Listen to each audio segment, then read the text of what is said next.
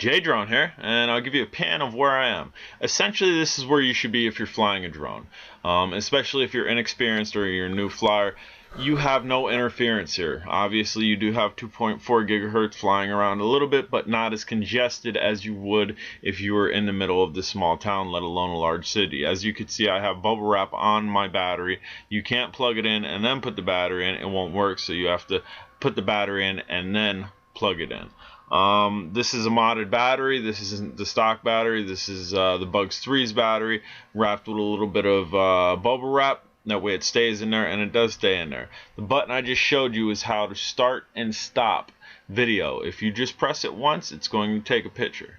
If you hold it down, it will record video.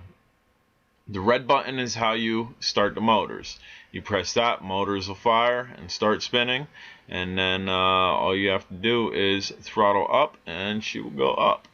So this flight is basically going to give you a general fly around, and this is also going to give you a look at what type of range it gets. I do believe that towards the end of this flight I hit that range, and as you can see, GPS works. If you could look at the controller, you can see how many satellites I'm locked into. GPS works well on this. We're going to take it for a small climb, and then we're going to go out laterally just a little bit here. This is a really nice quad, guys. The only thing that I don't care for, but I've gotten used to about it, is just calibrating it each time prior to flight, and that's simply doing merry-go-round spins and then doing almost like a handstand spins. I do have a video that shows that if you need to know how to do that. If you don't know how to do that and you want to know how to do that, message me. I can walk you through it. It's not hard. That's the only downfall. Also, this is 5G Wi-Fi, not to be confused with 5G cell service. 5G Wi-Fi is referring to the Wi-Fi being transmitted over 5.8 gigahertz. So you do need a cell phone that is compatible, that's going to pick up that wavelength, which there's a lot of cell phones that do, and there's a lot of cell phones that don't, and there's a lot of touchpads that do, and there's a lot of touchpads that don't, and unfortunately I don't have one that connects to it. Maybe in time I'll go to like Verizon or Sprint or something and just pick up a device that will definitely connect to it. That way I could see what it's doing. But for all intents and purposes, I've been flying this point of view, POV, point of view, my point of view, because that's generally how I fly. And I've just been smashing that record button, and it's been recording right to the SD card. I get home, I'll pop it out, put the SD card in, and show you the footage. This flight, I'm not showing you any of the footage. If you want to see footage from this, go back about 2 or 3 videos on my channel. I do have footage from this. I have video climbing up to those clouds. This is a little bit high. Probably over the ceiling limit. Yeah, probably. Is it extreme high? No, not really. There's lots of types of clouds, people, and the ones above us are the lower altitude clouds. I believe they're called cirrus clouds, or stratus. I think they're called stratus clouds, where they're a low altitude grayish whitish cloud with very little formation to them, and that's what we have here. They're literally probably maybe 100-200 feet above the tree line. They're sitting extremely low. So keep that in mind. If you see me flying into the clouds, that's probably what I'm flying into, just because I'm not that crazy where I'm going to try to fly something FPV and go up as high as possible. That's just not me. I'm not that guy that's looking to go way far in range. You guys see me flying POV, point of view, my point of view, and I generally try to keep it within eyesight. Have I flown out of eyesight once or twice via FPV? Yeah. But again, that's not really my thing. And if you're having a hard time keeping your eyes on the bird, just go ahead and put this in full screen. Again, you should be able to see it because I didn't lose sight of it at all. But we are zooming pretty high in altitude here. We're flying this drone. And all in all, this is a grab-and-go drone minus that calibration in the beginning. If it didn't have that calibration in the beginning, I'd say this was 300% grab-and-go. Plug the battery in, turn the controller on, and go. But you have to plug the battery in, turn the controller, or vice versa. Turn the controller on, plug the battery in, and then calibrate. So that's the only downfall for it. I do have a backpack that I've modded just for this drone, so I've been taking a lot with me. It's actually stole the Bugs 3 Thunder not because it's faster than the Bugs 3, but because it's more grab and go than the Bugs 3. The Bugs 3, I had strapped a GoPro or my 4K cam underneath it, and that took a little bit of time to do. So keep that in mind. This is more grab and go than Bugs 3.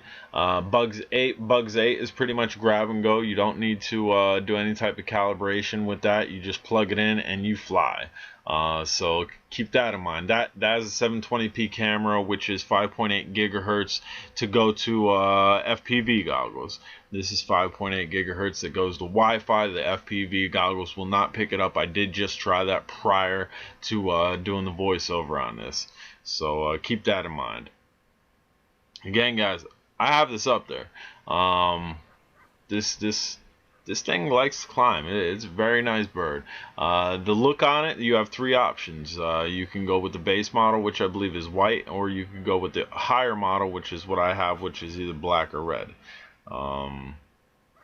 Difference in prices, yes. You're going to pay like $130 to $140 for the base price one. You're going to pay anywhere from $180 to $220 for the higher one. So if you're not looking to go for FPV, you might want to get that lower one. And if you are looking for FPV, then you want to get this one and make sure your cell phone is capable and compatible with 5.8 gigahertz Wi-Fi. That way you don't get it and you're trying to connect to it with your cell phone and you can't because you're not compatible. And we're gonna go ahead and bring this in for a little look here. This thing flies really nice. I mean, I've been flying a racer drone, so this thing compared to that doesn't have the speed, but this has enough speed. This is meant to be a camera bird. It has an embodied camera on it, and therefore if it was going at breakneck speed, you'd probably be getting some type of jello just from the speed and downward pitch and whatnot. But don't really have to deal with this because, again, this is made to be a camera bird. But it has enough speed to hold my excitement to keep me from flying this. Like, if this didn't have enough speed, I wouldn't be flying it. I'm really not into docile flyers. It has to have some type of speed for me. And again, we are going to bring it back here again. That was a kind of lateral throw out, and bringing it back, as you can see, there's a little bit of the speed kind of buzzing past. And again, this area is ideal for flying in. We're in a wide open space. If I crash in this wide open space, guess what I'm crashing into? Wide open space. That switch I just pushed to the left on the bottom takes the GPS off, allows us just to be an altitude hold, and allows us to be a little bit faster because the GPS isn't dragging this as much, if any. So if you don't want to fly in GPS mode and you want to fly in just straight altitude hold and get a little bit faster pitch, a little bit harder pitch to go faster, that's how you do it. You just press that to the left. And as you can see here, we're taking this out. We're taking it up. If you guys have any questions whatsoever, if you want to join a cool group on Facebook, if you're on Facebook, most people are on Facebook, check out the link down below. It's for Drone Days. It is definitely the coolest group, fastest growing, most informative, and the funnest, yes, I said funnest, group on Facebook.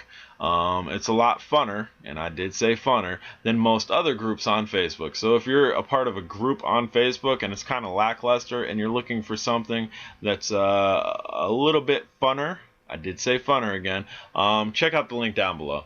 And if you have not subscribed to my channel, guys, do me a favor, smash that subscribe button. And as you can see, we're kind of in the clouds here. And like I said, in this juncture here, I believe I went up too high because I kind of lost the ability to control this drone and it just started coming down. And I don't believe I ran out of voltage on the drone because generally this lasts close to like 15 minutes, 16 minutes. I think I hit that limit. I think I went entirely too high, and as I'm showing you, I try to hold up my control a little bit more here. It's just coming down, and I think because I don't have it in GPS, it's not coming back to the original takeoff place, that it's literally, from the position it's at, it's just slowly descending. As you can see here, I have my controller just held straight up, and it's coming down. So, good feature to have. But again, if I was flying over a residential neighborhood and I didn't have this in GPS hold and it was just altitude hold and this thing came down, there's a very good possibility it'd come down on somebody's roof, it'd come down on somebody's property, and then I wouldn't be able to get it. So keep that in mind, guys. Alright, guys. Fly safe. This really should be the area you're flying in for the safest, and take care.